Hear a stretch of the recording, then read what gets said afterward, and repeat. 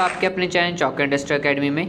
तो एक और आंसर की के साथ हम लोग आपके सामने हाजिर हुए हैं। ये आंसर की आई है अलीगढ़ मुस्लिम यूनिवर्सिटी के department of physical education faculty of social science की। जिन बच्चों का एग्ज़ाम हुआ था 13 सितंबर 2021 में, शिफ्ट 10 बजे और 11 बजे की जो थी, यानी कि MP एड कोर्स में, तो उन बच्चों के लिए एक न्यूज़ है कि क्लेम ऑन आंसर की, यानी कि जो क्वेश्चन उन लोगों से गलत हुए थे या क्लेम करे गए थे, उनके जो नंबर हैं आप लोगों को पूरे दिए जाएंगे। तो क्वेश्चन कौन कौन से थे? क्वेश्चन नंबर 5, क्वेश्चन नंबर 18 और क्वेश्चन नंबर 21।